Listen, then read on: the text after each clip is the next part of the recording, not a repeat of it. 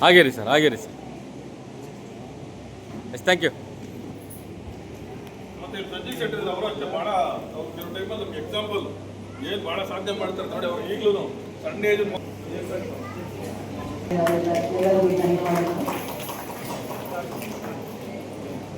ಸ್ವೀಕರಿಸುವ ಹಾಗೂ ನೀಡುತ್ತಿರುವ ಎಲ್ಲರಿಗೂ ಎಲ್ಲ ನನ್ನ ಧನ್ಯವಾದಗಳು.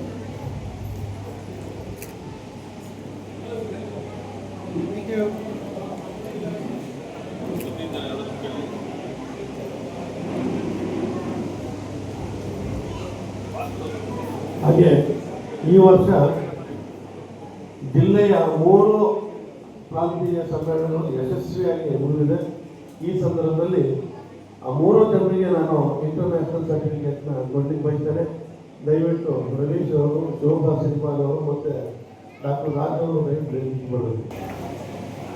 ಸರ್ ಈ ಕಡೆ ಸರ್ ಈ ಕಡೆ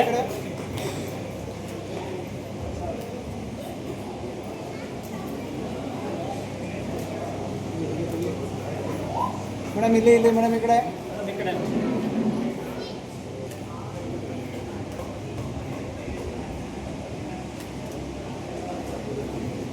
ಗೌರವಕ್ಕೆ ಪಾತ್ರರಾದಂಥ ಎಲ್ಲರಿಗೂ ಧನ್ಯವಾದಗಳು. 5-10 ನಿಮಿಷದಲ್ಲಿ ಕಾರ್ಯಕ್ರಮ ಸಂಪನ್ನಗೊಳ್ಳುತ್ತೆ. ಕೇವಲ ಒಂದೊಂದೇ ಮಾತು ಅಭಿನಂದನೆಗಳು ಹೇಳ್ತಾರೆ.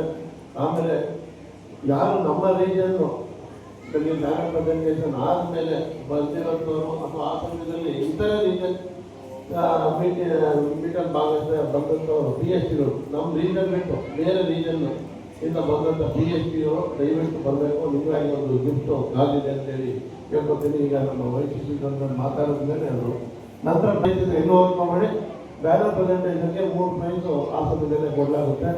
ಮತ್ತು ಆ ಸಮಯದಲ್ಲಿ ನಮ್ಮ ಶೋಭಾ ಶ್ರೀಪಾಲ್ ಅವರ ಬರ್ಡೇ ಅವರು ಕೂಡ ಆಚರಿಸಲಾಗುತ್ತೆ. ಅವರು ಒಂದು LMS ಕೊಡ್ತೀನಿ ಅಂತ ಹೇಳಿದ್ದಾರೆ. ಅವರು ಕೂಡ